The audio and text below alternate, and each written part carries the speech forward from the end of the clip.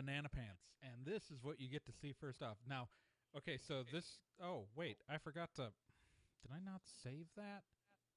I did not save that. I gotta do it again. So I have this whole thing worked out this week, and I forgot, accidentally deleted it. Whoops. It'll take me 2 seconds to rebuild. Womp womp. Hey, people get to watch the sausage get made right now as I am Nick Azumi. I get to do that every day.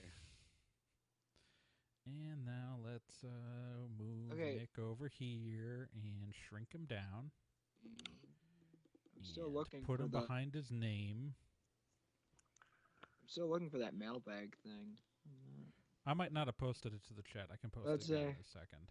We might want to do that because I can't find it. I'll send it to you in a moment here. Once I'm done resetting up the live stream visuals. There we go. There's Nick. Looking alarmed. Nick always looks alarmed. Well, see, Nick, you can't look at the live stream right now, so... Well, I'm just using our official photos from the website where I'm putting your pictures behind your names. Okay. Gotcha. And so Fur gets to look like a cool guy with his sunglasses. I sure do. I love that costume. That was a costume for a party. I didn't know that was a costume. Yeah, no, it was it was the internet meme party, and I'm Mother of God. Oh, Mother of God face. Like it was a $5 costume. It was awesome. Oh yeah, my perturbed doctor. I love that one. So okay, so this week we get fun. All right, so there's this angle, which is all three of us, and if I had camera feeds from you guys, we'd have you two in the thing. And then once we do get you guys cameras, I can now do fun things like, oh, here, let me save. I've got a camera on my computer. I have a camera in my laptop and on this device. On the iPad, yeah. Well, because what I can do is then, as we talk, we can switch camera angles. And oh, look, we look professional as now I got the 3-shot. I've got the 1 shot of me. And if I had 1 shots of you guys, we could cut to that. Oh, wow. And you can make a graphic on the screen. That's pretty cool. Oh, yeah. That's How do you think I was doing the picture-in-picture? I've got stuff. No, I meant the Twitter handle and and stuff. That's very cool. Yeah. Oh, yeah. No. So on this graphic here with the names, literally, like I can change that stuff. Like we are way too professional for the three of like. Holy shit! This is software I've had for a really long. I used to do a lot of video editing stuff. Apparently, like my God, like I did not expect this to be this high end, Trey. This is. I've always been able to do this. Fur? Question mark? Yeah, I've put you back as fur without a question mark, but yeah, no, I could, like. I'll take it, man. This is cool. This is like some pretty fucking high tech stuff. Yeah, I love it. So I've saved the settings, and I can do switches and all that, and I could do transitions, but it's like I'm too lazy to set those up. I don't blame you. So I'm turning the heat on in my living room. I am a very cold man right now. Yeah. I'm hanging out in a basement. I better not be getting sick. If I'm getting sick, I'm glad I'm getting sick now. That way I'm not sick next weekend for DaijoCon. All right. Yeah. So I need to set this okay, I'm trying to set up my screen because the only problem is my second monitor is like behind me, so I can't actually see it while I'm working on the show. Because my desk is all designed to be like me swiveling around that direction, like my left, but my camera's over here, so. All right. So I'll be able to.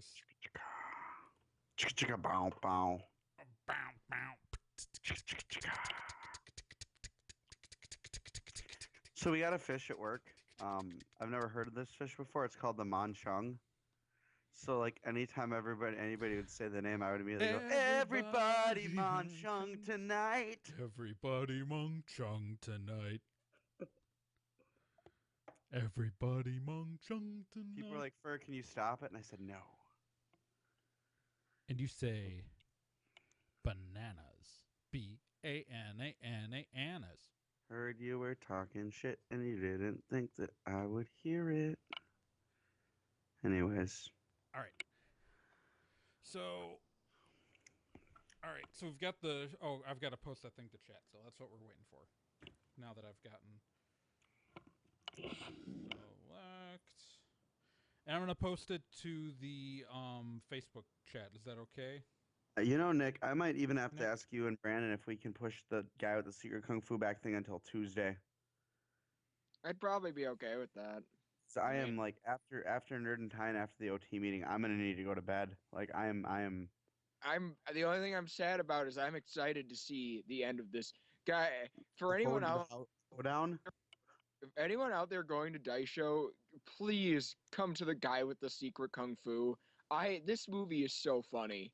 Like, even if we weren't riffing it, it would be the funniest movie ever. I'm not even kidding. It's so good. It's so awful and good. That guy just got thrown into another movie. It's a perfect bad movie. I think everyone should go to the Famicom Dojo is going to do a live podcast. Oh, are they? Ooh, yeah. That's going to be fun. When? Yeah, I've heard about that. I'd have to check. I can't remember if it's Friday or Saturday. Are they scheduled or are they? They're scheduled. I just don't know. I don't remember if they're Friday or Saturday. I'd have to go look. Who do they all have there for it? Sean's going to be there, I assume, I don't think Vink's going to be there, but he might. I don't know. I don't know when he's visiting the States next. You know what was really weird for me was that finding out that Peso was back in the States. He's been back for a while. I didn't realize that until I went to Fountain of Youth Con about a month and a half ago, and Peso was sitting there in the game room, and he's like, "What's up, Fur?" And I'm like, "What the hell? Where did you come from?" That whole thing where you like asked me if that was Peso, and I'm like, "Yes." Because I haven't seen I actually really have not seen Peso in person. That is the first time I've seen Peso in person. So like I had like gotten a ride there because I had been out drinking after it was after some event, and so me and like it was somebody's birthday, so I'm like, oh, I'm gonna go to Fountain of Youth Con, and I live right there, so I will walk home from there. So like, I'm gonna do sound test while you're talking. I was pretty gone at that point, so Chief comes up to me, he's like, Fur, Peso's here, and I'm like, shut up, he's in Japan. He's like, no, it's really Peso, and Peso's like, Fur, what's up? And I'm like, no, this is not, no, how? All right, I've got a. Come on. Eileen? No, I'm trying to. For some reason, I'm getting a click track when I shouldn't. My chat for the live stream is not loading either. Test. 1, 2, 3. 1, 2, 3. One of you guys talk. I am incredibly loud and extremely close. Okay, that's good. I'm going to mute you guys on my ears for a minute and then make sure that everything's working.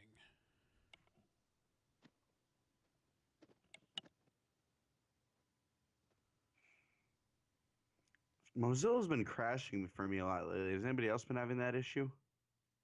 I might need to do some sort of virus scan on my computer because I've been having like YouTube isn't loading very well for me lately. Well, my scripts, I'm getting like the Flash script has stopped working a lot lately. Okay, I'm back. Is what I've been getting, and I don't know why. Is that what's been happening to you, Nick? I think so. I get this thing that says you want to keep. That might be what I don't remember what it says. Yeah, the continue or stop plugin. Yeah, that's it. Yeah, I've been getting that too. I just got it again. On Firefox or Chrome? Yeah, on Firefox. Yeah, the new version I think is a memory leak. That would be it. I just keep hitting continue because stop the plugin, I guess. I'm just trying to get the goddamn chat to load on my chat. I have a computer exclusively devoted to the chat, and I cannot get the chat to load on it. Like, all this computer has to do is load the friggin' chat. What was Random Ramblings Man doing in the chat at 5:45 p.m.? Is that saying what time zone he's in? Maybe. Might be. See, random. Are you in the chat right now? It's 7:45. Maybe he got really excited. I don't know. Because he says, and it's moments like these that I wish I lived in Wisconsin. The con scene is so much better. And I don't remember any of us being on the chat at 5:45 p.m. for anything. Weird. All right. Well, I'm ready to go, and you guys are. I need 1 minute here. Oh, that's good. Oh!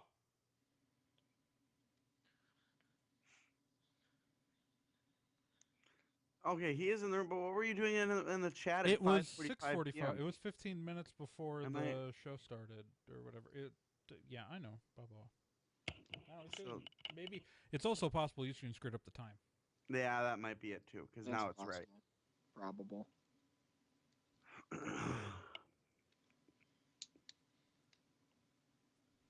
I'm now in the chat, and we are live casting as we have been for a little while. We are live indeed. I know we have like 3 people in the room. And Our we whole can audience. do annoying things like switch between me and my fancy ass. Oh, yeah. And the overall nerd and tie through a... What? Wow, wow. I am in the middle of a nicking for a sandwich. Oh, weird. And I'm the one that's moving. For now. Oh, weirder. All right. It's okay. Less work for me. All right. And what? Man. It's most efficient. Something. Good God. Let's steer this away as quickly as we can. What's the efficiency of how many dudes you can jerk off at it? You know, how many hands? Whoa! Have you watched What the heck? Silicon Valley on HBO? No. I not know. Have I? Oh my God, it's so funny. This is just like, oh, cruel irony. This is just like my fan fiction. This is just like one of my Japanese animes. All right, so CNN did a story on Yaoi the other day, and it was the most bizarre, surreal thing I've ever seen in my life. what? Yeah. How have we There was- not? You need to There was- link wait, that what? on the website now. It was some Go like do it. it was, or maybe it wasn't CNN. It might have been a local news site, but I saw this on Tumblr. Like, you guys, they're covering Yaoi on my news station. Oh my God, you need to get on that. Let me see if I can find it. All right. Well, anyways, we should start doing this show that we're currently on. Yes. Yeah. That people who are watching the video version, which we now link up in the episode notes, Oh, yeah. are already watching. Well, I'll figure it out. But it was beautiful. All right. So, you're gonna do the intros, then I'll take the first story. That makes sense. Yep. I'm ready to go when you guys are. Let's Okay. do this. And welcome to Nerd and Tie.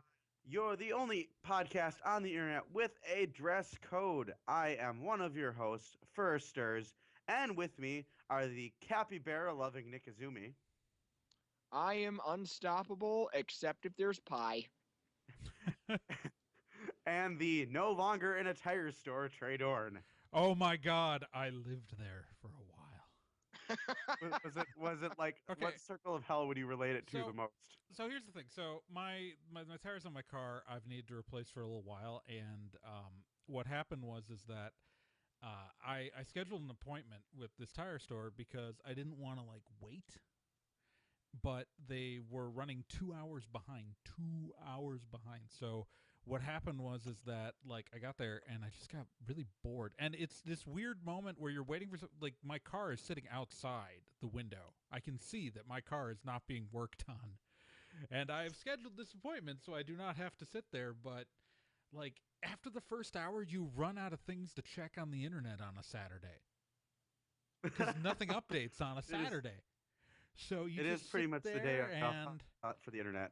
I ran out of things to do in my game of The Sims, and Maybe I should just start uploading videos on Saturdays, just because I will have no competition. no one That's will a good watch idea. them. No one updates on Saturday because no one watches on Saturdays. True. So what happened was that I started posting random things about living in the tire store because It was a good time. it seemed But, appropriate. no. Yeah.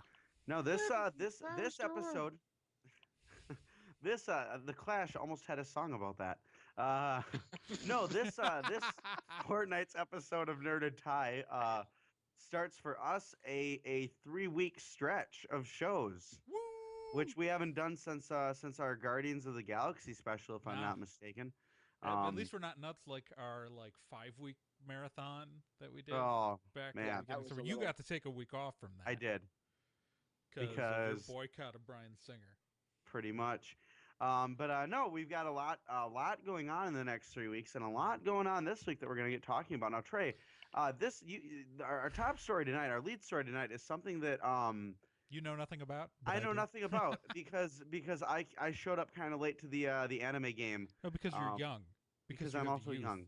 So okay, so this So whole take it away, episode's Trey. a downer. Like I'm just gonna say, I'm warning you guys ahead of time. This whole episode's a downer. Being bored in a tire store might be your highlight. There's a couple other stuff that aren't terrible, but most of this episode is depressing. And we're gonna start out with our first depressing story that Anime Web Turnpike, established in 1995, the original massive anime site on the internet, has closed its doors. Super sadness. Anapike.com is no longer online. And it's 19 years. 19 years on the internet. It's just gonski. And it's the Anime Web Turnpike started out as just kind of like because back in the day you didn't have Google. There was just it was a directory site of exclusively all the anime sites the creator of it could find, and that's where it started. And so in the late 90s, in the mid to late 90s, that was the place you went for any kind of any kind of anime content on the internet. That's how you found it. That was where I started researching Gundam. Yeah. I remember when I first would go on there. It was Yeah. And so it's really intense. Yeah, so it's sad to see it go, but part of me is also like, when's the last time I went to anapike.com? Yeah, it's kind of one of those websites where I think it's kind of like Dig, where people know it exists, but nobody goes there anymore. Well, I'm sorry, Nick, you go ahead. No, I was gonna say I remember. I think I checked in on it a couple of years back because sometimes I'll do that. I'll just check on sites that I used to compulsively check every day because that's how sad my life sometimes gets. But I feel like the last time I looked at it, they hadn't updated in a very long time. No, not since there hasn't been a major update since 2006. So when I went there, it was really weird because it was almost a time capsule where Gundam Wing was still the biggest thing ever, and someone was still campaigning to get that last season of Sailor Moon on Cartoon Network. It was kind of amazing. Reminds me of this Onion article from a few years back. It was internet archaeologist uncovered GeoCities. Yeah, no, that's the whole thing. It's on the one hand, I feel bad to lose this piece of our history, but on the other hand, it really doesn't have a purpose anymore. It was cool when it was a thing, but I mean, even anime websites, sites devoted to one series, there are so few of them. Well, anime websites in the 90s were so different because what you had was fandom sites that would be a bunch of screen grabs from episodes, and you'd be lucky if you found a site that had episode synopsis. Usually it would just be some character galleries, an animated gif of Ryoga bouncing or something, and if you were willing to wait 4 hours, you could download one of the opening animations and watch it over and over Oh my again. God. So this is the real thing that happened in 1996, I downloaded the Ranma 1/2 first opening, the Yapapa opening, Oh, good on a 14.4 modem. It took a day and a half for this little QuickTime video of it. I seriously did that. No, I believe you because I mean this was anime fandom was so much different because, I mean, even when you go back to when we had dial-up, actual episode summaries and things like that were a lot more necessary Yeah. because you wouldn't necessarily be able to find every volume of every episode. Oh yeah, or no, you might find like volume 6 randomly at the store, and that's it. Mhm. Or in fan subbers would quit, and the new ones would start up, and maybe they'd take over from a point where a previous fan subber had been working on the series. And this is back when fan subs were done by guys, who would see fan subbing. What used to do is the fan subbers would import the laser disc of the episode if they were lucky, or they'd get a VHS recording off a TV. Then they'd take something like a video toaster or an old Amiga and put the subtitles on, and then they'd make their master VHS, which was would be they make a limited number of master VHSs that would be the like first generation off the Laserdisc, and then those would get copied, and copies would be made off of those quote unquote masters, and those would go out to people would sponsor fan subs. This is your archaeology where what like groups like fan clubs would like pay these fan subbers like $50 to cover distribution costs and importing. And then they'd get like if you sponsored it, you'd get a copy of the master yourself. You'd get your own master tape. Otaku Anonymous did do that for the Excel Saga fan subs done by Slow as Hell Anime, which is why Eau Claire, Wisconsin is mentioned in the most common Excel Saga fan subs and in the official ADV release in the credits in one episode.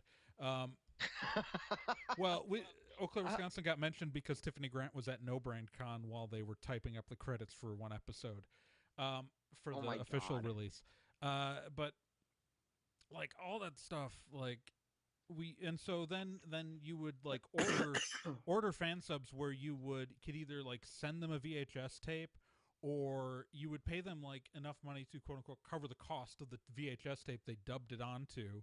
And then they'd send it back to you. And that's why, like, this whole, like, tape culture, but that's why, like, you'd also get, like, people who would buy the tape from the fan subber would then make copies themselves to give to other people. So then you'd end up with, like, 4th generation off the master, 10th generation off the master fan subs floating around different club, like, libraries. And it's just, like, because you couldn't distribute video on the internet reliably.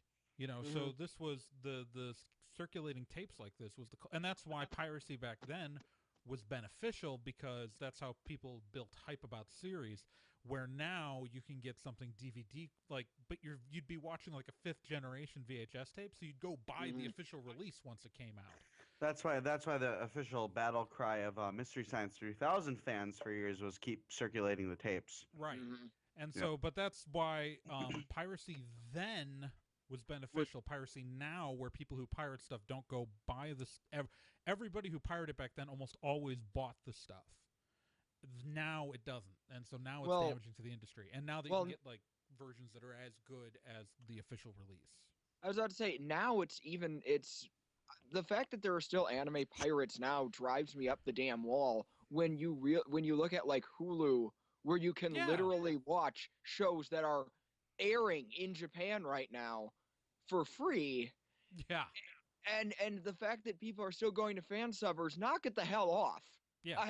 That's not cool. Sorry, I didn't mean to get on my soapbox for this segment, but holy shit, guys. But so yeah, the world that Anime Web Turnpike was that world though, where like you'd get like fan subber pages and like, also, like, let's go to the Ranma 2096. I haven't told you guys. How I told you I wrote Ranma 1/2 fanfic? Yeah, who could forget? I wrote it in continuity with someone else's fanfic, Ranma 2096. I have searched and verified I didn't think that could get better, but it did. I have searched and verified that the fanfic I wrote does not exist on the internet. I have checked. Someone's got to have it. But there's a wiki that lists me under my birth name as the author of an installment, the Ranma 1/2 fanfic wiki. Incredible. Oh, the fact that there even is a Ranma 1/2 fanfic wiki kind of is breaking me right now. It's amazing. It's amazing.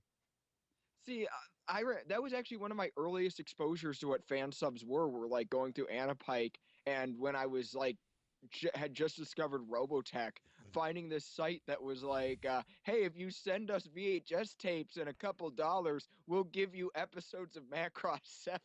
I, I'm like, what the hell is Macross I 7? I hate to interrupt, but I want to point out that I in searching for the Ranma One Half fan fiction wiki, um, to give you an idea of how old Ranma One Half is. Like you type in Ranma One Half fan fiction, and the first Google suggestion has the word lemon in it. Uh, Yeah, it was the 90s. I'm sorry. just to give you the idea of how old it is.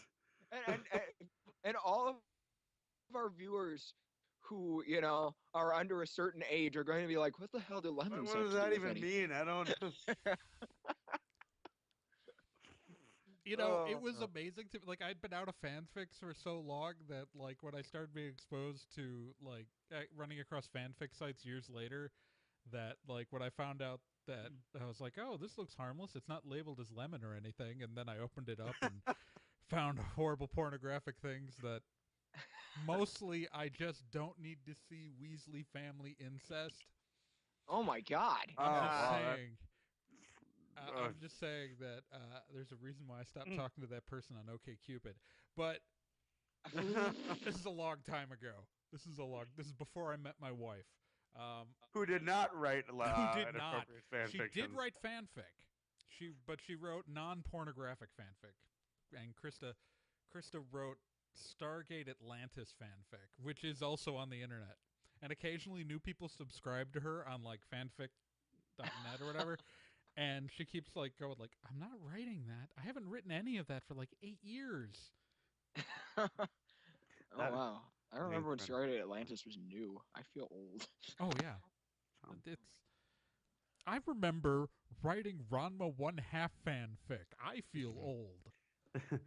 well, this I has was been a a teenager delightful then. But yes, tromp Anna through Pike is memory gone, lane. and we are sad. We Uh, will miss you, Yeah. Anna Pike, even though we abandoned you like We'll a pour- decade we'll- ago. pour out a bottle of Ramune for Anime Web Turnpike. Do it now. Well, that was funnier than it could have been. That Maybe was the next segments won't be sad. Well, you say that, but this is really our next segment is really not so much a not much sad. It's a why don't we start calling this segment "Don't Do That"? Can we do that? Like let's Well, yeah, introduce a new that's- segment that I'm going to call "Don't Do That," where we look at things that have been done wrong in certain aspects, particularly in the con scene.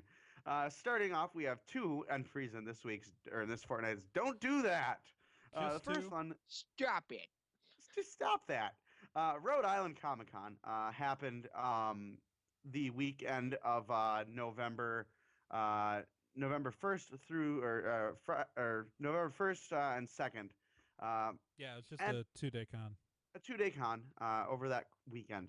And to say it was a bit of a mess is a bit of an understatement. The venue where they are at, Rhode Island, of course, being the smallest state, and therefore you can pretty much like run across it in the span of about 2 hours. Uh, um, was only able to hold 17,000 people. That is what the fire code says.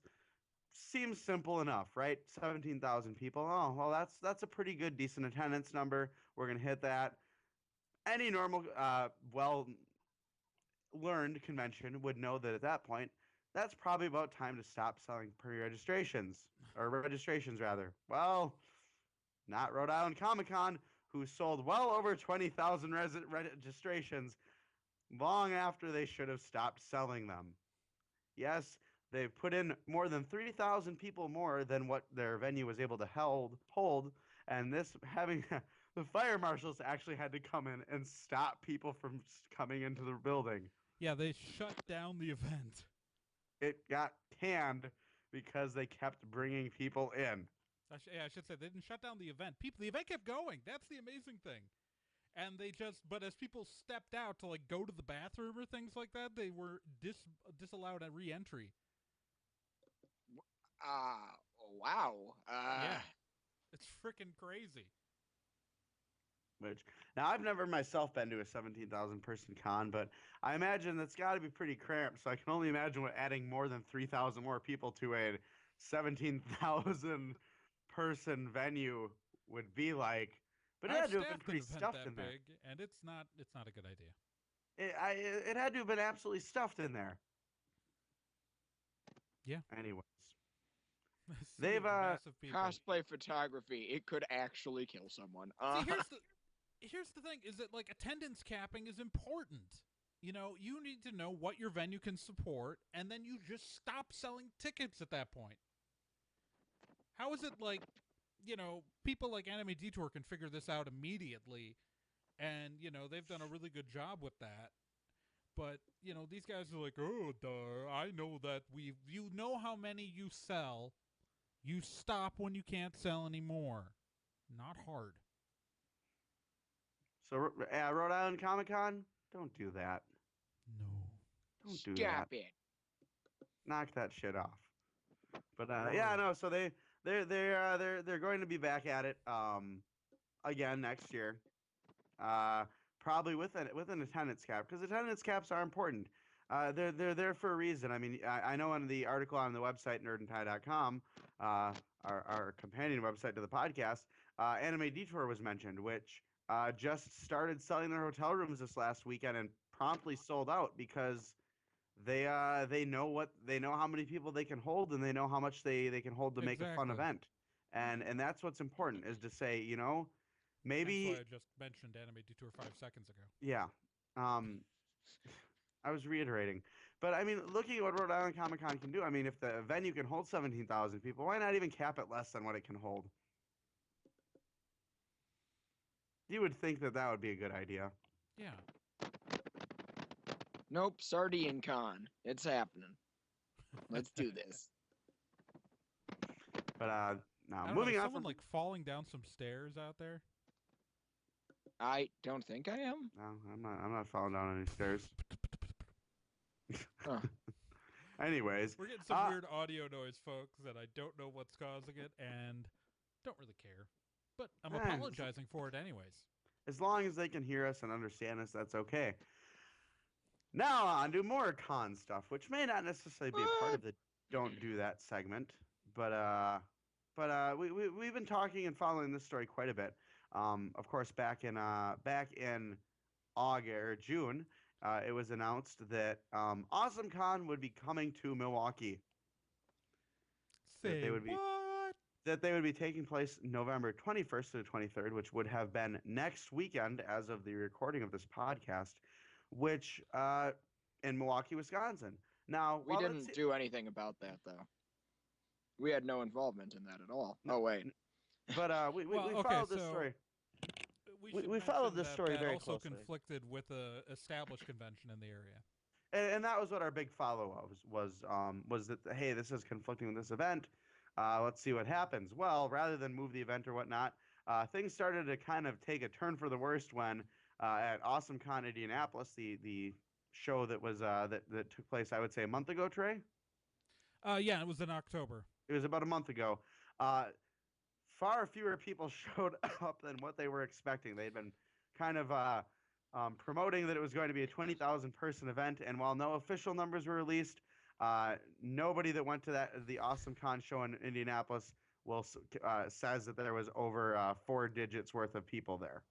Yeah, a friend of mine was there, and she told me that there was only about 2,000 people, as far as she could tell, but that's not an official count. That is literally her eyeballing it, but it was far below the promised 20,000. And what perhaps was a response to that, to the low turnout, Awesome Con Milwaukee decided to lower badge prices in an attempt to get more people to come after canceling about half of their guest roster. To save money, I assume. To save money, we assume, yes. Well, we don't know. We don't know what happened. There could have been some issues with the Indianapolis show, but we don't know. But regardless of that, half of the guests that were going to Awesome Con Milwaukee either backed out or were canceled and the contracts were voided. Whether or not they actually got paid or whatnot is probably not known. But as of last week, on November 5th, Awesome Con Milwaukee is officially canceled. Yeah, and we reported that pretty quickly. Probably within hours of that. Before the vendors or artists had been contacted. Oh. Oops. Okay, Wow. so the guys who run AwesomeCon are nice people as far as I can tell, and they run a very successful show out on the East Coast. But what the problem is that when they came to Wisconsin, the Midwest, they really didn't prepare for the the the low population density honestly out here. Because when you run a show on the East Coast, there is just solid people everywhere. You can Right. drive And from so you can drive from New York to Philly in about 3 hours. I right, mean, and everything is that's so close together that yeah. yeah. So it's really a different world when you come out here to the Midwest. It's even more different when you go out west, like further west, like to Denver. But everything's regional, Right. and there were other shows going on in the Midwest during in AwesomeCon Indianapolis. Like there's actually a big the Feast of the Horn was taking place in Lafayette here where I live, which is a big thing, and there were a few other things going on, and so Did you say Feast of the Horn? yes, What kind of con is that? it's not. It's more Renaissance-y thing. French. I don't know how to describe it. Google it. Okay. It's a thing, but it attracts geeky people. But it's one of those crossover groups. Like it's the sort of people who would go to historical stuff who might also go to science fiction and anime conventions, the comic book conventions. So but it's a big deal and it's an annual event. And I think there was also a toy show somewhere else in Indiana. Like different stuff was happening. With the same kind of thing about to happen in Milwaukee, well, I should say Wisconsin, where DaishoCon and the Wisconsin Dells the same weekend, I think they saw the writing on the wall. It had to have been. They had to have seen that things were not going to go well on that weekend, especially what with really, I think there was, and the thing is, looking at it, I don't know what it was like in Indiana, Trey. Maybe you can better comment on that. But at least the way the attitude and the atmosphere was here in Wisconsin was that, well, hold on now. There's already an established con here this weekend. What are you guys doing? Well, and what they did was when they did their research is they only looked at Milwaukee. Yep. They don't understand that you have to take a regional outlook when you take a look at Midwestern cons because there's so many people who commute to like hours to conventions. Well, we even got a little bit of people not understanding that in the comments when we first posted the AwesomeCon article was they were saying, well, I'm sure the local people for DaishoCon will still go. And I remember, I think it was you, Trey, pointing out that there are no local people for DaishoCon. The staff's not local. It's in the Dells. No one lives there. The staff is based out of Stevens Point. They still hold their organizational meetings there. Mm-hmm. At the student center at the university. I mean, it's people hours away. Yeah, I would. Yeah, and that's just what it is with the Wisconsin con scene is that people plan their pretty much years, their entire year around what cons are going where, and they can say like, oh well, I've got this many hours for this convention. There's always I think there's a running joke here. There's a joke in Wisconsin that you measure distance by time. Well, that's where you're going. In the Midwest. What's that? Yeah, it's everywhere in the Midwest. It's not this place isn't this many miles away. It's that's an hour's drive from here. I mean that's it's 2 hours away. Yeah, it's away. Yeah, it's something like that. It's not long. Yeah, no, it's the drive-in's a half hour away from me. Or yeah, DaishoCon's not that far. It's 2 hours away from us. We're gonna obviously go. Yeah. I mean, it's sad that AwesomeCon had to cancel here. Had to cancel the show. It would be nice to bring another multi-genre show to the Milwaukee area, and with the guests too that they were going to bring. I mean, like it's good to see those high-profile guests. Be at Wizard World, Wisconsin, and Madison in a few months. Is true. Of course, who knows what's going to happen there? Well, they did pretty well in Minneapolis this year. Well, right, they've done pretty well in Minneapolis. But that's Minneapolis. It's another Madison, world. Yeah. I mean, and maybe they're looking at it as a regional outlook, that they're looking at Milwaukee's only an hour and 15 away. Because, again, we measure in distance. Time. Right. But It's one of those situations where I have no idea if it's going to do well or not. It's not the Wizard World name, and historically those have done well. The biggest con in the Midwest is Chicago's Wizard World, Right. but who knows? When is I'm really Wizard kind World of Chicago? up in the air. Isn't Is it like the same January weekend as or Anime Milwaukee? No, it's a few weeks Okay. off. Okay. Well, I know the Wizard World Madison one is at the end of January. Yeah. Whereas Yeah, whereas okay. Yeah, that's Anime what we're Milwaukee talking is weekend of Valentine's Day. But I mean, is there enough of a space between Wizard World? Obviously, they think there is between Wizard World Madison and Wizard World Chicago. Well, this is why. Okay, The- so this is why I'm almost at Awesome Con Milwaukee got canceled, because it brings it is a different genre than the anime cons, and Yeah. does attract a partially different crowd. And so by adding these multi-genre shows to the schedule, we open it up to more people who might not otherwise go to an anime con. But I would say, yeah, I don't because know. like that's one of those weird things about Wisconsin is that for a lot of our cons, and it just seems to be in everything con. Like our anime cons are just assumed as general nerddom cons, And but that's what they've become too, Mhm. which is Right, good. but it's because okay, so there was a whole bunch of conventions in the '90s that like ended and canceled, and so the populations aged out, and then the anime cons stepped in the early 2000s to mid 2000s and kind of came in and filled that void. But because those are the only cons being started, they became multi-genre cons, just like science fiction cons were the multi-genre cons before that. Right. Okay. Yeah. So But the thing is though, is because anime's in the name, even though that like say like No Brand Con or Daisho Con have a massive gaming and video gaming component, and people under a certain age are familiar with the fact that anime cons will be big on that. People above a certain age don't make that assumption. So it's like people who are my age and older, because I'm on that cusp between the anime con and old. I was I was the young guy at the sci-fi cons, and I'm the old guy at the anime cons. Those people who are older than me don't make the assumption that these are big gaming events. Well, it was even interesting. Just the weekend before this one, Raina and I were doing some sales at we had an art booth over at this gaming event, and it was just tabletop gaming, and it was just a totally different world from what I'm used to.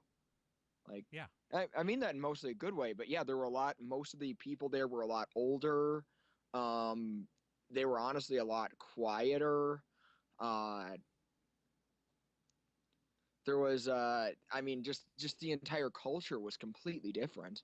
So no, like all that makes sense. yeah, oh, for sure. But good The fun universe times in be the Midwest changing. con scene. Not sure if Yep. there's much. I'm a little yeah. I mean I agree. It's kind of sad that AwesomeCon didn't do the research and this happened because it might have been really nice to have something else. Oh, I would have gone. Well, I and would've that's what gone if happened it in had been on it. Indianapolis too. So, okay, the AwesomeCon guys in Indianapolis, their outreach to local groups wasn't that great. So they talked to the local groups and offering them tables and things like that, but they didn't really work with them. Like they didn't ask for support or help, and so there was less incentive for those local groups to really kind of network and get the word out for them. Right. So yeah, I think that AwesomeCon walked into the Midwest thinking that they were going to be able to run a large, like, 5-digit con, but they didn't really. What they should have done is gone for a scaled back first year to really gauge interest in the area. Indianapolis is especially challenging because that's a city that literally has like the 2 new cons this year that were fairly sizable, with Indianapolis Comic Con and Indy PopCon, which those both did 5-digit numbers in the spring. But Indianapolis Comic Con did the biggest because there had been nothing, and everyone skewed their expectations. Because the only thing in Indy obviously has Gen Con, which is like 50,000 people, but the locally run stuff, like, so Indianapolis Comic Con bring the Comic Con atmosphere got all this hype and local news coverage and all this stuff, and it hit 15,000 in its first year. But by Indie PopCon, which was a more independent run, like really kind of nonprofit group ran it, really nice guys. I met them at a couple shows, and those guys only did, I think they did around 10,000. Don't quote me on this because I don't have the numbers in front of me. I'm just kind of trying to remember. But like their show, by the time we got to their show, they did a lot fewer than they expected because they skewed their expectations with the Indianapolis Comic Con numbers. But those two shows already happened this year. Then you had Gen Con in August, and then so when Awesome Con Indy came around, even though it was, in October and at the later end of the year. Oh, by the way, and Wizard World Indianapolis is going to happen next year too. So that's even more. I think that there is a little exhaustion with the big shows. And I think it even hurt the smaller shows. Like In Conjunction saw a drop in their numbers, which is a kind of traditional science fiction convention for people in the Midwest. Think the Minneapolis Mars Con. For the kind of size and tone and age. Ouch. But no, they were good fun people. I did that show. Didn't make no money, but had a lot of fun. Like their numbers were down and their sales were down in their vendor room this year because they had happened after these two larger cons just to kind of come through. So I think it's a thing. No longer a thing though is Awesome Con Milwaukee. Right. Well, you don't know. Yep. They might try it again, but I doubt. No, I'm sure they'll come back. We hope they do. We hope they do. Awesome Con DC is so successful. Yeah. They give it another shot. They're going to have to rework a lot, though, so we'll see how that goes. We'll see. Absolutely. Should we move on to something kind of silly? Should indeed. Go for it, Nick. So, Star Wars Episode 7. We keep getting goofy looks at the set and questions of like how much of these are going to be practical effects and how horribly destroyed is Harrison Ford's foot. But now we finally have something new. That's right, we have the title Star Wars Episode 7 The Force Awakens. Say what? So for six movies, it was asleep. Yeah, exactly. That was. Well, we don't know what happened after Jedi. Yeah, it might have taken a nap. That's true. You might just be zonked out from all that Sith Lord crap. TIE fighter and drifted throughout space. That's how he grew up. Excuse me, sir. Luke Skywalker doesn't fly TIE fighters. Oh, great! It's this guy. Hi. You're very wrong, sir. I'm writing an angry letter. I meant to say X-Wing, but I'm going to say you said TIE fighter. 7, you said TIE fighter. You said TIE fighter. You don't edit things I say. We're not editing you, Trey. He flies a TIE fighter now. That's a major spoiler for Episode 7. Yeah. I'm just going with it at this point. Yeah, there's Obi-Wan looking Luke. He's driving around in his TIE fighter, and oh man, things are going to get dark in this one. And he's going to have a really bitchin' beard, too. I don't know if you guys saw that, but it's going to be bigger than Hamill Empire. has awesome facial hair now. It's going to be... Oh, dear Lord. Is it a beard of sorrow is the real question. I don't know. He looks happy. And like with the video, there's actually a massive delay with my audio, so I look like I'm being dubbed by someone poorly in the video. Oh, yeah. Because for some reason, there's this now massive delay on my audio in the recording by like a second and a half. It's more than that on my end. I haven't heard time watching it. Yeah, Trey has you guys are... Which, Nick, as we know, is just punching people in the dick. Yeah, that's pretty much, that is the secret kung fu. You just spoiled the secret for... Oh, I'm sorry. So I don't know, what is it with movie subtitles and just being incredibly dumb this year? Batman v Superman, Dawn of Justice. And now Star Wars Episode 7, The Force Awakens. I just hope the Force showers. And to be fair, back when the prequel movies that still don't exist, when those came out, we were given incorrect subtitles as well. before. before but they I kind actually of came. wish we would have gotten an incorrect subtitle because Attack of the Clones is a dumb movie title. It is. Yet Why Also, arguably dumb the best movie. prequel. Yeah, okay, I can see that argument. Yeah, no, it was well enough. But good for Star Wars and J.J. It- Abrams that we have It's still a thing, I guess. that we've got The a name. Force Awakens. Force Awakens. And your lightsaber is your morning wood. I'm sorry, that was awful and not even funny. Yet, I can't help but laugh at it because I'm mentally 12. Apparently, good God, man, make things weird. It didn't need to go that way. Very but you good took at making things weird for... Well, we made things weird. Why don't we make things sad? Uh-oh.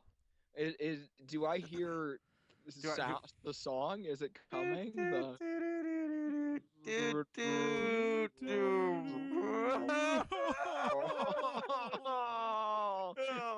DC Carnival of that's right. Sadness. Oh, We get here to we are, walk into folks. the DC Carnival of Sadness, folks! Yay! Oh. All right.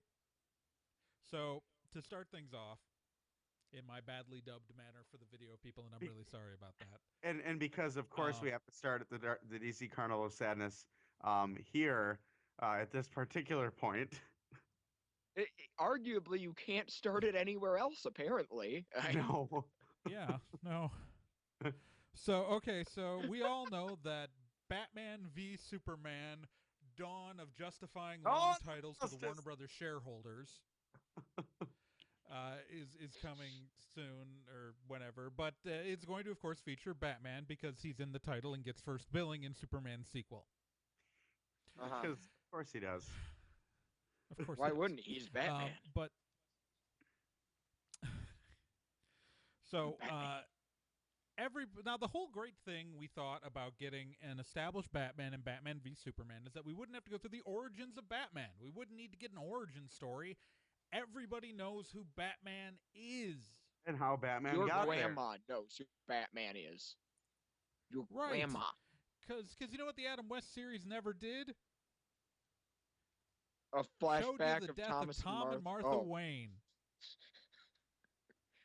Well, apparently that is something we can't avoid, though, for Batman v Superman, as a theater on the leaked set photos have shown a theater being set up for The Mark of Zorro, which is of course the film the Waynes went and saw when they got shot and stupidly walked into an alley called Crime Alley. That was not Because Thomas everything good Wayne's happens best in Crime move. Alley. No. He had a doctorate. He had a doctorate. You know what you're getting into a place like that. Like if I go to the hot dog house, I know I'm getting hot dogs. Like that's just if I go down Crime Alley, I'm probably gonna get mugged. But so It's less fun than hot dogs. they've been seen with what's pretty certain is that we're going to get the death of Tom and Martha Wayne in Batman v Superman. Now I'm hoping it's in a montage. Like maybe a credits montage. Because you still need to put together the whole set for that. Yeah, well, yeah. If we're lucky, maybe we'll get a opening credits montage like in Watchmen. I just compared Watchmen favorably. Well, okay. there are lots of things wrong with Watchmen, but that opening credits are great. Okay, I'll give you that. I was just about to say, Nick, that's what it's gonna be. It's gonna be Zack Snyder signature. We're gonna see a flash of a gun, and we're gonna see pearls falling down, and it's gonna be in Pearls slow on the motion. ground, man! And Martha and little Bruce Wayne is going to be like, no. Yeah, as long as it's not as needlessly drawn out and going on for what feels like forever, like a certain hit TV show on Fox decided to do. Has anybody noticed that he talks? Yeah. Has anybody noticed that that Detective Gordon and Bruce Wayne hang out an awful lot? Yeah, it's a little weird. I don't know. Every week, it's like, hey, it's like, Harvey, what's going on? We got some serious murders, Jim. Okay, I'm gonna go talk to the 8-year-old about this. He knows what's up. Okay, can I say my problem with Gotham is that this Batman is gonna have the oldest rogues gallery ever. Oh my Right? God, yes. Well, Harvey Dent is showing up next episode as a lawyer, has And- already and- gone through law school, and is a lawyer. And they're Well- gonna do it in the least subtle way ever. They're gonna be like, "Oh, Harvey, you sure are two-faced." Yeah, I know. Well, It's, have they're can you I all just gonna say look how at the annoyed I am camera. with the inclusion of Victor Saz, well, you got where and we then got you the got Black Hitman Mask version of this- Victor Saz. What? See, I gave up on that Yeah, show no. after like 3 episodes, and then I watched the Victor Black Saz Mask was episode. introduced as a Yeah. hitman working for Falcone, What? which the only time he's ever been that is in like a shot in Batman Begins during Zaz's trial. Well, what Now, about that Victor great? Saz is the creepy ass, like, if you ever read Shadow of the Bat 1 through 4, Yeah. Mhm. the last Arkham story, he's the creepiest character. The writing in that story is so good that like when I read those Batman comics as a kid, it actually like legitimately creeped me out. Like it was a very good serial killer story. So it like this whole people ruining Victor Saz in adaptations is pissing me off. Well, how about the Riddler, who is like the least subtle "I'm gonna be the Riddler" ever? He should really just wear a T-shirt at while he's at work that says "I'm gonna be the Riddler." Just every episode Yeah, no, from he's here on like out, at a crime because scene, that's where. and he said, it's why doesn't an elephant wear shoes? Shut the hell up, Edward. Shut the you hell guys- up, Nigma, and that's bullet. You all saw the Penny Arcade comic about that, Montoya right? is older than fucking Jim Gordon. Well, do you guys know why? At least she's Oh, sorry. no, it's just Dude, Well, you guys know Everyone- why okay, so the Selena only Kyle characters is we've- older than Bruce, right? Yeah, I noticed well, that in this Selena show Kyle older too. than Bruce So is that she can fine. be a cougar. Don't kill me. But except she's actually aged right, where that character's 13, Bruce Wayne's like 10. Mhm. So, like, as an adult, they are relatively contemporaries. But yeah, Batman is going to Um, be beating up people much older than him by the time he gets yeah, Batman. Poison Ivy's like the only other one who's the right age. but Penguin yeah, is but supposed to be like the oldest villain he fights, so Cobblepot being an adult makes sense. But like Harvey, but Trey, if she's not a kid now, then when he grows up to be Batman, she won't be hot. Come on, you have to have your priorities right. Let's think like a Fox executive. no, because Batman will only ever be in his 20s in this universe because we can't get him a Robin. Because Robins true. on screen just don't happen. Unless, actually, in Batman v Superman, they will. But still. Oh my God, I'm sorry to take us down the Gotham alleyway. That show's just driving me up the. I watched like 3 episodes and I'm done. I can't. I still watch it. I watch it every episode, but it's mostly because Donald Logue as Harvey Bullock is deeply entertaining to me. No, he is really. The casting is not the problem. The fact that And I actually, I really like Cobblepot. No, he's really good too. I even like Jim Gordon. It's just that I feel like the writers don't know where they're going with this. I think it's just we're doing before Batman. What are we gonna do before Batman? Before Everyone Batman. from Batman. Anyways, no, we're gonna see Martha Wayne and Martha and yeah, Guys, they're gonna I die have again. The pearls I have on the 7 ground. different DVDs in the room with me right now that have Thomas and Martha Wayne dying on them. I don't need to. Just think about that. I have 7 They're the most- The different world's worst snuff film. DVDs. They're like, can you imagine like just there are so many characters in history, and all of like comicdom, but we get to see them die the most out of any character I think in any film or comic book history. It's ridiculous. With Uncle Ben is a close second. Yeah, Uncle Ben's a close second, but I'm pretty sure Thomas and Martha Wayne have died more on screen or on page than any other character in the history of media. Well, at least like Jor-El and Lara L, like at least they like you don't usually see them exploding. Like, it's just, oh, we came from Krypton.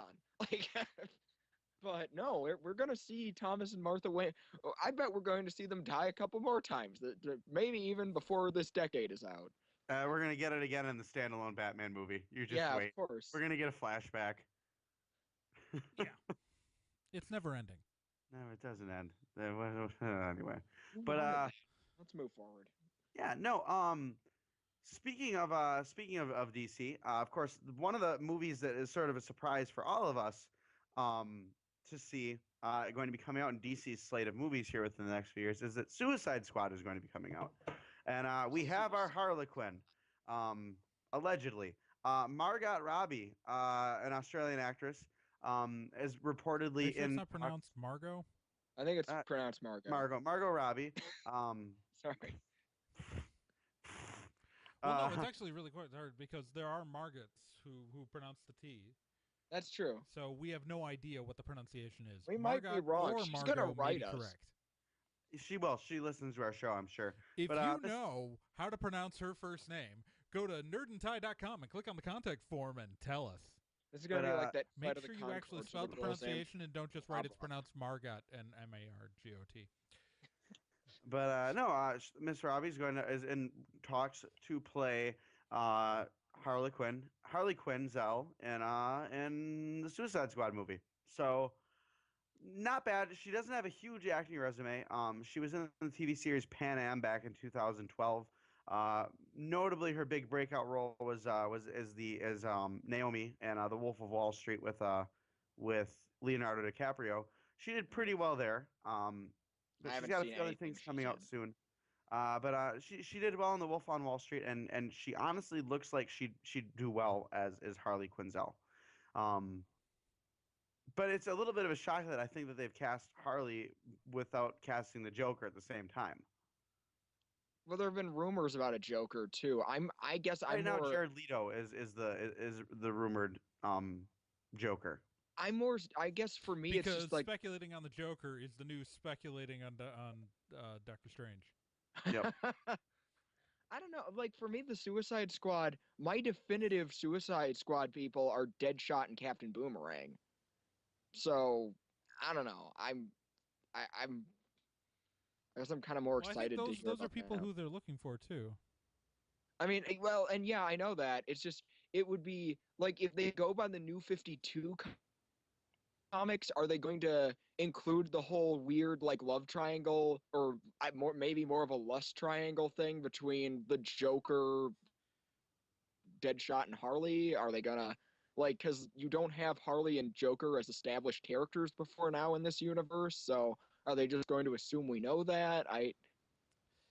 Yeah, that's a good question. That hurts. Never mind. I actually see. I'm not huge in Suicide Squad, but recently I've just been like, for some reason I keep encountering them. Like I got through the Suicide Squad episode in Justice League Unlimited the other day. Not that long ago, the Assault on Arkham movie came out. There was that episode on Arrow last season. So I'm more and more fond of this concept, and I don't know.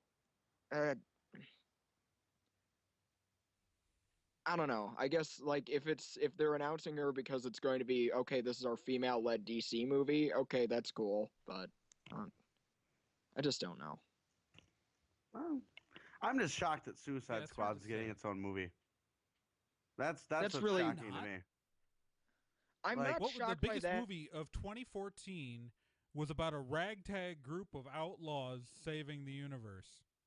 My bigger worry with Suicide Squad is that a lot of their appeal in the comics, cartoons, and other things is that these are pre-established villains being forced to be anti-heroes. And for a lot of the audience, this is going to be their first exposure to these characters will be as anti-heroes. So I guess that key part of the appeal won't be there. But I don't know. We shall see. We got a couple years. Shocking twist. Benedict Cumberbatch is going to be the Joker.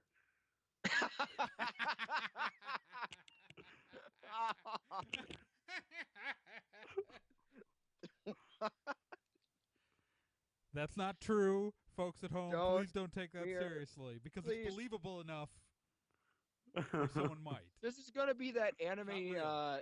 This is gonna be that Anime Insider gag article about live action Evangelion cast, and people are going to go on a witch hunt for Benedict Cumberbatch, just like they did about Daniel Radcliffe Shinji. You know, that thing that never was going to happen. I know it would be whitewashing, but Harry Potter and Shinji are really the same guy. Really think about it, like especially around like the 5th book. Yeah. I can kind of Harry, see get that. in the robot. I'm just glad Harry never did anything terrible over the bodies of comatose girls that I can remember right now. Don't remind me if it happened. Clearly, there's this fan fiction. you haven't read some of the fanfic that one person I met on OkCupid wrote. So, but that's our trip to the Sorry, we DC should Carnival of move Sadness on. this fortnight. Let's not go back there again, please. Anyways, what else do we got for us this fortnight? Next up on the docket, we do have something that's kind of legit sadness. That's very new news. Just this yesterday, actually. The prolific, to say the least, TV show writer, creator, and producer Glen A. Larson passed away from cancer. And wow, if the name doesn't ring a bell, he's responsible for quite a few genre shows. He was the creator of Knight Rider, along with the original Battlestar Galactica. And he was staples key of in my childhood. Mm-hmm. Like this guy And Magnum ruled. PI. Like, yeah, Magnum PI. He worked on that. He also was very involved in the anti-classic Manimal, and Buck Rogers in That's the getting 25th remade. century. Yeah, I know, but aren't they doing it as a comedy? And Yes, because it kind of was the first time, not on purpose. Not on purpose. That's why it's an anti-classic. It's next they're gonna make Super Train. Look that up if you don't know. What even Super had some Train involvement is, in the creation of Alias. Look it yeah, up. dude. Also, look up Turbo Teen. That was a cartoon, but it was terrifying. I don't know.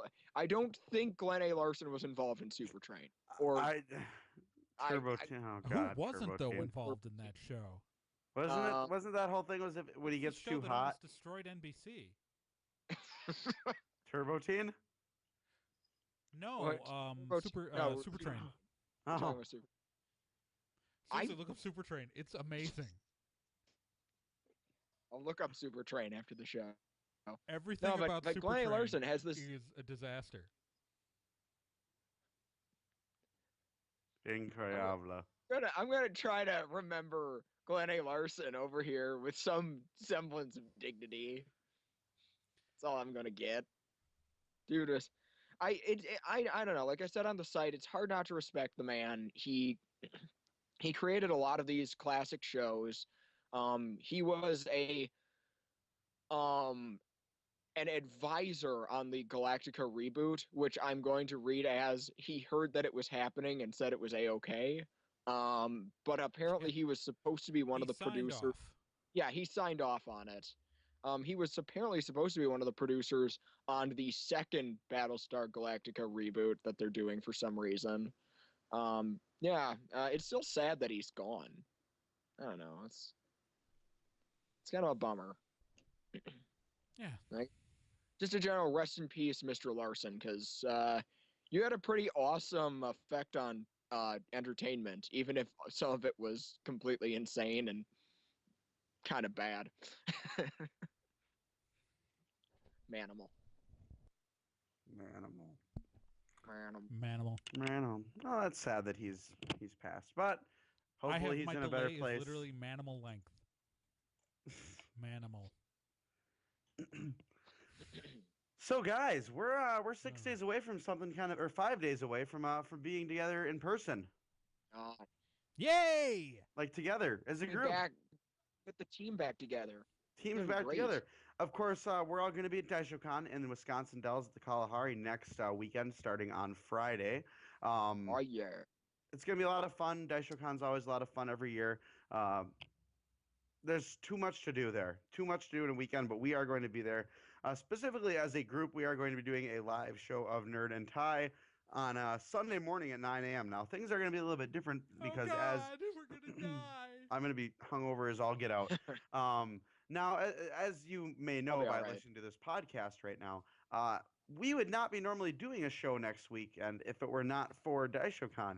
As such, that's going to kind of put a wrench in things because we typically like our fortnight to build up news stories and talk about um, things that have happened within 2 weeks.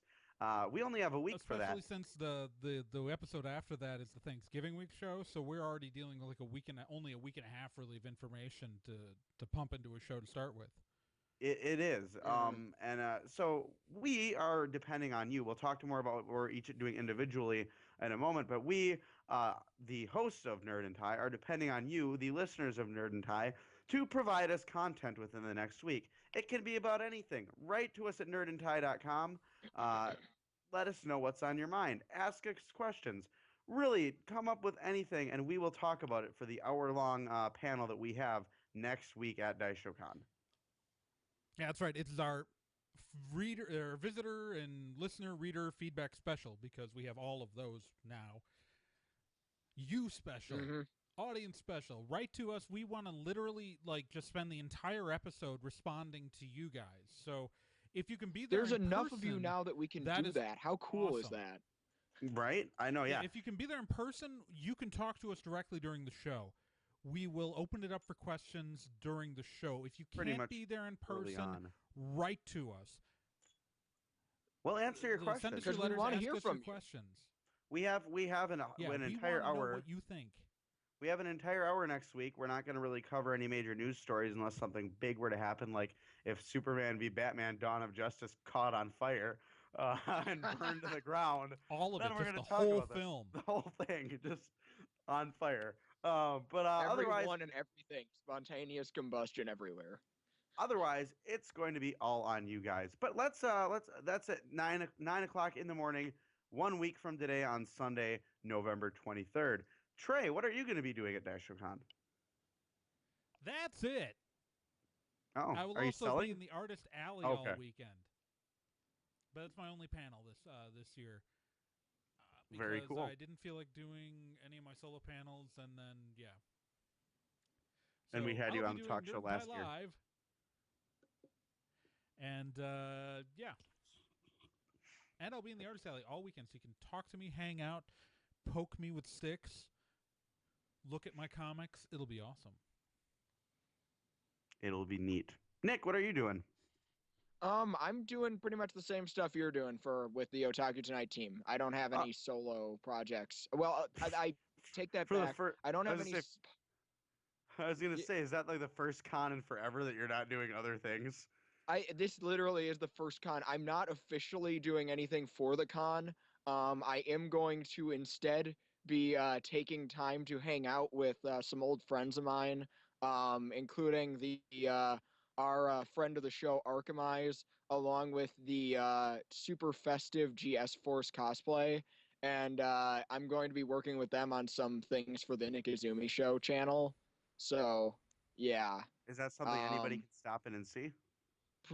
Probably not. That's just going to be Oh, me recording stuff. I just want to hype things up because hype is good. You can And record it all of you at people my who have been, table. all of you people who have been not complaining, but all of you people who have been campaigning with the Nikizumi page that you want to hear Arkamize and I talk about Gundam Build Fighters, you might be in luck. Just saying. ho, ho. I know, super exciting. So But impressive. I will be joining Professor Fur for all of those exciting Otaku Tonight panels that I don't remember the order they're in, but Well, maybe we should talk. I'll talk about that. why we don't are we talk basically about them? we are kicking things off on Friday night with one night stand up, which is of course the Otaku Tonight Productions stand up comedy showcase. Nick and myself and four other very very funny people will be telling jokes. It'll be an 18 plus event, and that's at 10 p.m. Friday night. Be there with your ID to get in. It's going to be a good time. It was a good time last year. I've It's got always good for material. a few laughs. So be there for that. We're also starting Saturday off early with match game on Saturday morning at 10 o'clock. If you show up, we're reformatting a little bit so more people have a chance to get to the grand prize round, which some good prizes here from Fandalmonium and Anime Club are providing the grand prizes this year, which is very cool of them. Then at 3:30 on Saturday, Nick, Brandon K, and myself will be riffing the guy with the secret kung fu. Again, everybody, if you're there, please show up to it's this because it's it's so so good. stonking funny. It's like Nick said earlier before the show I think was recording. Even if we weren't riffing it, it's an incredibly entertaining kung fu movie. Made in the 80s. We're pretty sure it was a bunch of different things spliced together, but we can't really prove that. Um, it's It's one of gonna the be good. coolest bad movies ever. I Like swear. like it's a lot of amazingly choreographed fight scenes and like the best music in any kung fu movie ever. Easily It's the best dub ever recorded. Let it's me brilliant. hands down. But then at 8 o'clock, of course, we have the talk show itself, Otaku Tonight, with special guest appearances by Counter Gank, a punk band out of Stevens Point, and international cosplay superstar Nick Vander is going to be there. Detailed Illusion cosplay. He's going to be Wasn't he stopping by. on As seen that in one of the great show? episodes of Heroes of Cosplay. Yeah, Yeah, we're going to talk about that. It's going to be a lot of fun. He won in that episode of Heroes of Cosplay, which is very cool. He's Canadian. He is, so I'll have to make sure that I confirm that he exists and is real. And then we're closing things out for Otaku Tonight right after the talk show with another episode of Whose Line Is It Anime with a special guest performer, Vanessa Harrix from Verse and Works Cosplay. So, should be a good weekend. Awesome. And then, Don't of miss course, it, like you I said guys. earlier, Lots at of 9 a.m. sharp Sunday morning, we're all going to be gathered in a room, really tired, answering your questions. I'll probably be okay. Yeah, I'll be fine too. I'll just either have copious amounts of coffee that morning, or I'll just keep drinking. Uh, so we'll find out what happens. I recommend coffee. I Coffee might also be good. recommend the coffee. I'm just saying. It's a good strategy. What can I say? But no, we're excited to be at Dice Show again. We always have fun there, and it'll be a good time. Such a and we good hope time. to see you, our listeners, there. So, shall we to mailbag? It's a really exciting and great con, I Or say with as what absolutely no Trey personal wrote bias. down in the rundown, mail bogia. Yes. It's Mail Is that- I is got that- bored. Mail bogia. That's a Mel Bogia Coming is to a Spawn Toonami. joke. I look at that. It's just like a sparrow. It's going straight over my head. Okay. It's All the right. So we 90s. got one letter in the mailbag this week from Chris Graham. And he has no subject. He just says, "Hi, nerd, tie, and." Every popular film franchise that runs long enough eventually has some sort of reboot to change out actors and shift the tone or style into new territory. Do you think the Marvel Cinematic Universe will eventually have to deal with starting over from scratch? They seem to realize they can't just keep pumping out Iron Man sequels forever and are trying to establish lesser known characters. But will that be enough to keep people interested? That's a good question. Okay, Chris. You know, I think. I don't think they would reboot it. I don't think they will. Yeah, no, it would just be a different thing. It's if they rebooted it, it wouldn't be the Marvel Cinematic Universe. It would be the new Marvel Cinematic Universe. Mm-hmm. And that would not happen, I wouldn't think, for a very long time into the future. I mean, I'm talking I like think- 2030s, 2040s. Yeah, I think they've set this up where they can cycle in new characters, and I think maybe I mean, obviously we've seen already we've seen existing cast changes already happen with Right. the Iron Man section where Rhodey suddenly got a lot thinner, And a lot less but Terrence yeah, Howard. it's Terrence Howard looking at His the suit voice going, got a lot deeper too. I'll It be was back weird. for you. I said, no, you won't. It yeah, it was. Yeah, I think that maybe you'll see some cast changes long term, but I don't think they'd reboot it. I think they're gonna If just they ride did, this then it wouldn't cash be the cow Marvel out Cinematic Universe. until it's not profitable anymore. As sad as that makes me, but at the same time, the fact that they are cycling in new, lesser heard of characters gives me hope for the future. Well, it just needs to make it to 2099 when we can real time do the entire 2099 franchise.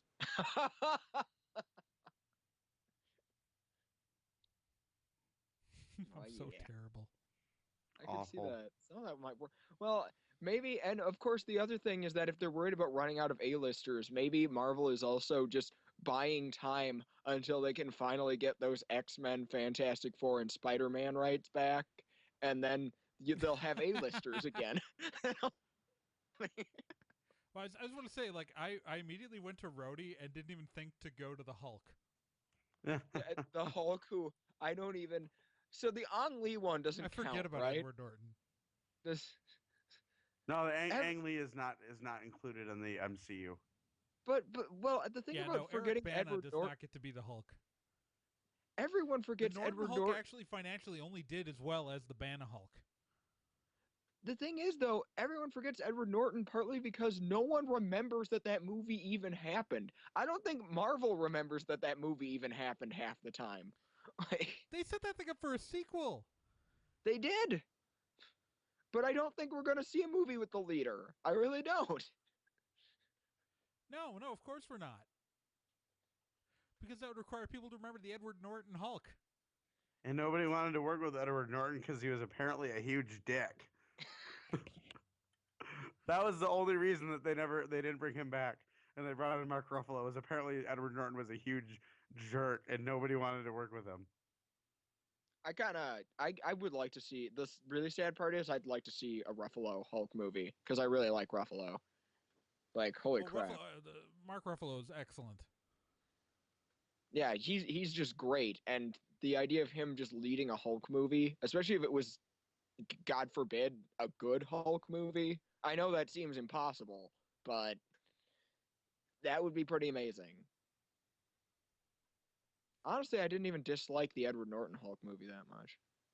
But I keep forgetting I thought it was fine, but I also like the Eric Bana Hulk movie. I thought the Ang Lee Hulk was fine. See, that's the thing, though. I actually remember the Ang Lee Hulk happening. But, like, the Edward Norton one, I keep forgetting that that's a thing. I keep having trouble remembering that was an actual movie that took place. I looked at that short film that they included on the Thor Blu-ray, and partway through I'm like, is Coulson talking? All right, that movie. That one counts. Yeah, no, it's pretty bad. I don't. That was it for mailbag. It's not even bad. It's just not memorable. So we should. Yeah, we only had the one. We only had the one mailbag this week. Well, I can say week, even though it's usually fortnightly, because we're doing a show next week. We are. So that means it's time to move on to the Vomit Hat Steve Challenge. Indeed. Oh yeah. All right, so the Vomit Hat Steve Challenge, for those who don't know, is that every episode I read a little bit of a book. And then the challenge to you is to write in what book that I have read a section of. Pretty simple, pretty straightforward. And so last Glory episode, to those who discover I read a segment of the book. And we did actually... Okay, so if you guess the name and the title and name of the author of the book, you get included in our Hall of Awesome. The Hall of Awesome is a venerated society of important, wonderful people who, of course, get their name read out every single episode. If you fail, though, I'm totally stalling for time, so I can load up that list right now. Because my internet's being annoyingly slow. Well, that's right, though, right? I mean, if you get it right, you're remembered in the Hall of Awesome. But if you fail, you get fed to lions. Or the Rancor. I think that's the rule. Yeah. That sounds accurate to me. You updated the website during the episode, Nick. What? During the episode? Yeah. posted the Glen A. Larson thing. Did it just not you take updated till? that during the episode. Did I update it during the episode? I don't remember doing this. Oh yeah. But we have it. We have Anyways. a new person. Yeah, we're But- adding them in, and Right, no, but I have to read out the existing Hall of Awesome before we get to that, which I now have up. on Those who my- have on my not been iPad. fed to the Rancor. So, these are the people who have successfully guest books in the past. Arkamai, Zero, Rena Innocenti, Cheesy McDamu, Krista, Slithery Deese, Shameless Otaku, The Random Ramblings Man, Core Fan, and Capido.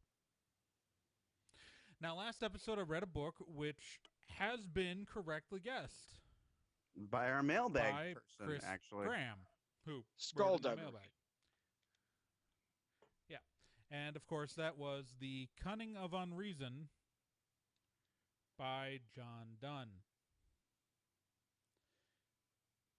Good job, Exciting. The things You're in that the are on Hall of desk Awesome, people buddy. with political Woo! science degrees. So your name will be added as soon as I get around to it. Tonight. It will be added tonight. Glory to you But and that your means I have to family. read out a new section of a book, which I will be doing now. It's very exciting. It's very enticing. Oh, It's yeah. very wonderful.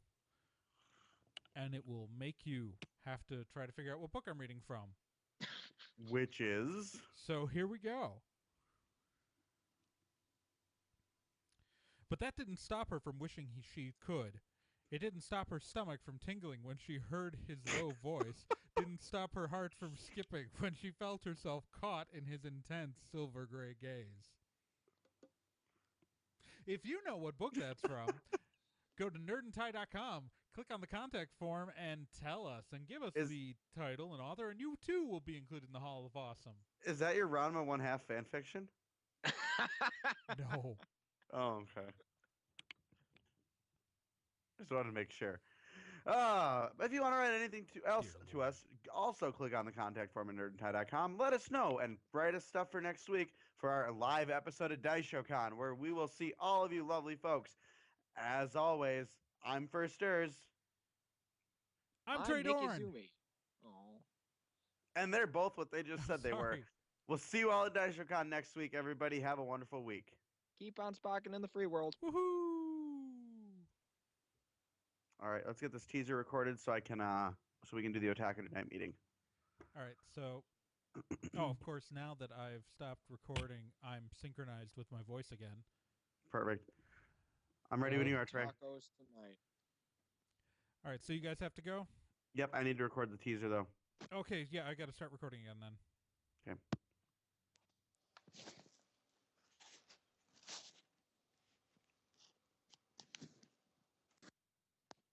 On this fortnight's episode of Nerd and Tie, Anime Web Turnpike is shut down. A couple of convention calamities happen. Star Wars Episode 7 gets a name. We visit the DC Carnival of Sadness. Glen A. Larson, creator of Battlestar Galactica, passed away. We are going to I'm going to read that again. Okay. Glen Larson created Battlestar, right? Yes. Okay. Okay. On this fortnight's episode of Nerd and Tie, Anime Web Turnpike is shut down. Convention calamities happened this last 2 weeks all across the nation. Star Wars Episode 7 gets a subtitle. The DC Carnival of Sadness keeps on a-spinning. We mourn the passing of TV legend Glen Larson, and we talk about what we're going to be doing at DaishoCon next week. Huzzah. Huzzah. All right. Huzzah. Have a good night, Trey. We'll see you in a week, buddy. All right. Hang up the Skype call. Oh, yeah. All right.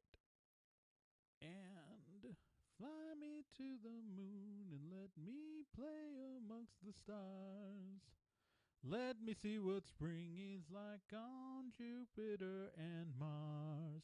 All right, folks, thanks for tuning in to Nerd and Tie Live.